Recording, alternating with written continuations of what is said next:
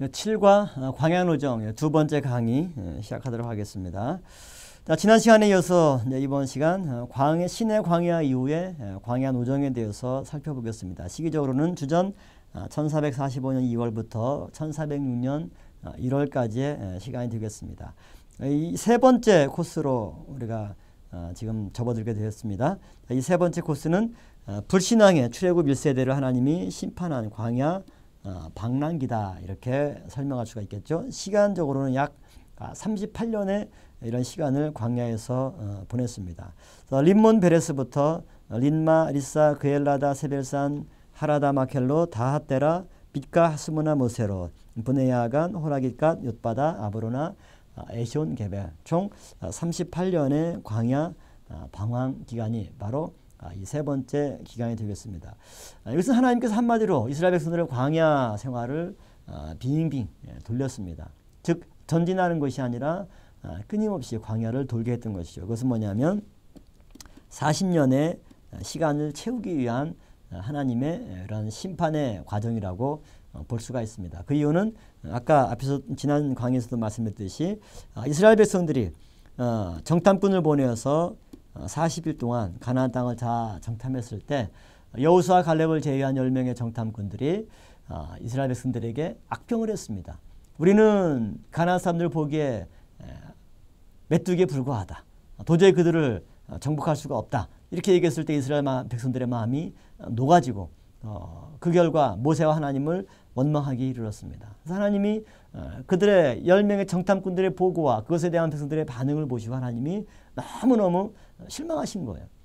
언약을 체결하고 내가 그들의 아버지로서 너희가 나의 아들로서 시내산에서 피로 맹세했음에도 불구하고 하나님의 사랑과 능력을 믿지 못하고 정말 애굽을 나올 때 10가지 재앙과 또 홍해바다를 가른 사건들, 이것을 조금이나마 이스라엘 백성들이 기억하고 있다면 아무리 가나안의 원주민들이 크고 장대하다 할지라도 홍해바다를 가르는 것보다는 훨씬 수월하겠죠. 그런데 백성들이 과거에 하나님이 베풀어 주셨던 이런 모든 기사의 적을 다 까먹고 당장 눈앞에 있는 그런 현실에 마음이 녹아지고 하나님을 원망하고 불평하기 시작했던 것이죠.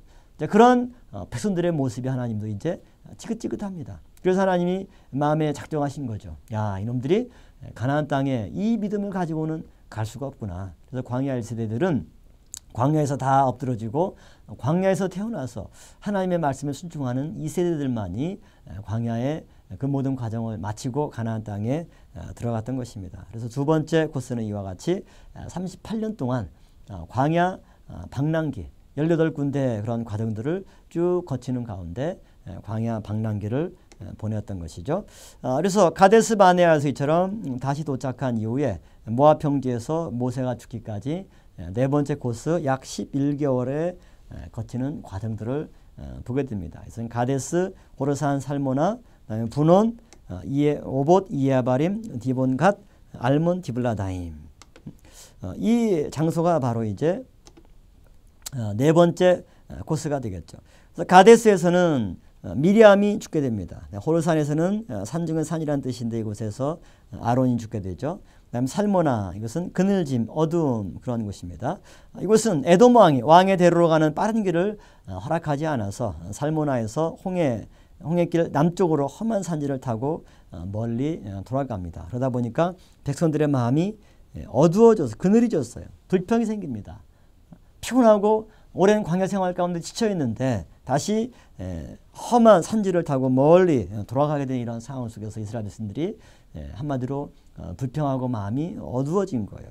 그러다 보니까 분온에서는 이제 불뱀과 놋뱀 사건이 일어나게 됩니다. 그래서 불뱀이 일어나서 이스라엘 백성들을 물어서 다 죽게 될 때 하나님은 모세에게 놋뱀을 만들어서 장대에 달아서 높이 들어라. 그러면 그 놋뱀을 쳐다보는 자마다 다시 살 수 있을 것이다. 그런 은혜를 베풀어 주셨던 장소가 바로 분온이 되겠습니다. 이 놋뱀 사건은 장차 십자가에서 높이 들려질 예수 그리스도의 십자가 사건을 예표하는 거죠.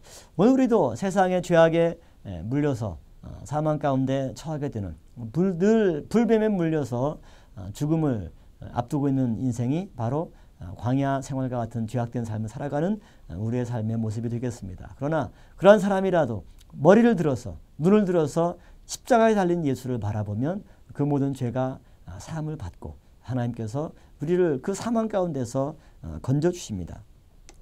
그 다음에 오봇, 가죽 부대들이란 뜻이고요. 이에아바림, 이것은 폐허의 길. 생존한 1차 개수된 군인들이 하나님의 손에 다 죽임을 당한 심판의 장소입니다. 디본갓, 그리워함, 황폐함 그런 뜻이고요. 알몬 디블라다임, 무화과 뭉치들을 숨김. 그래서 가나안 땅은 한마디로 무화과의 땅입니다. 그렇기 때문에 지형적으로 이곳만 넘어가면 그 뒤에 뭐가 보이느냐? 가나안 땅이 보입니다. 430년간 애굽에서 식민지 생활하고 종살이를 하고 그 모든 삶을 청산하고 40년 광야 막바지에 이르러서 드디어 꿈에 그리던 약속의 땅, 하나님이 말씀하신 젖과 꿀이 흐르는 그러한 가나안 땅이 이제 알몬 디블라다임을 넘어가면 저 뒤에 쫙 펼쳐서 보이게 되는 거예요. 굉장히 감격스러운 그런 장소가 되겠죠. 이처럼 광야 노정 크게 네 번째 코스, 이것은 가데스부터 알몬 디블라다임까지, 이곳은 이제 하나님께서 광야의 지도자들 미리암과 아론, 하나님께서 그들의 죄악 가운데 다 가나안 땅에 발을 들이지 못하게 하시고 이곳에서 미리 심판하시고 1차 계수되었던 군인들도 다 이에아바림에서 죽임을 당하게 되고, 이러므로써 이제 여호수아 갈렙을 제외한 모든 광야 1세대들이 죽임을 당하고 광야 2세대들이 가나안 땅에 들어가기 위한 최종 준비 작업을 하는 것, 이것이 마지막 5번째 광야 노정 코스가 되겠습니다. 그래서 이제 아바림산과 모압 평지, 이곳은 아바림산은 이제 건너편 지역이란 뜻이죠. 그래서 모세가 가나안 땅에 동서남북을 모두 바라보면서 이곳에서 이제 모세도 죽임을 당하죠. 그래서 미리암과 아론과 모세 가나안 땅에 들어가기 전에 다 죽임을 당하게 되었고, 모압 평지, 이곳에서 모세가 신명기 말씀을 강론하는 그러한 장소입니다. 신명기 말씀을 강론함으로써 가나안 땅에 들어가면 이제 어떻게 살아야 되는가, 바로 이스라엘 백성들에게 율법에 대한 재강론을 통해서 가나안 땅 입성을 준비시켰던 장소가 모압 평지가 되겠습니다. 그래서 이 모압 평지 이곳에서 하나님께서 모세를 통해서 신명기 율법을 재강론해서 그 땅은 하나님의 율법에 순종하는 땅이죠. 율법에 순종하지 않으면 레위기 18장 25절 말씀과 같이 그 땅이 그 거민을 어떻게 합니까? 토해내는 땅이 바로 가나안 땅이에요.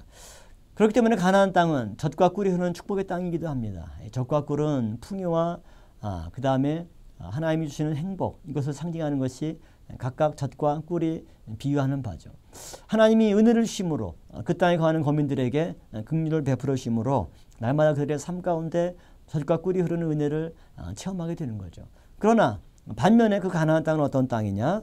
율법에 순종해야만 하는 땅이에요. 하나님의 말씀에 순종하고 그 말씀과 동행하는 삶을 살아가야만 하는 땅이 바로 가나안 땅입니다. 만약에 하나님의 말씀을 어기고 불순종할 때 그 땅이 거민을 토해내버리고 열국으로 쫓아내는 그런 무서운 심판의 땅이 또한 가나안 땅입니다. 그렇기 때문에 모세는 이스라엘 백성들이 장차 가나안 땅에 들어가서 그 땅에 영원히 거하면서 하나님의 은혜를 받고 누리고 살아갈 수 있기를 소망하는 그런 마음으로 모압 평지에서 율법을 강론했던 것이죠. 이 모압 평지에서의 중요한 사건들을 보도록 하겠습니다.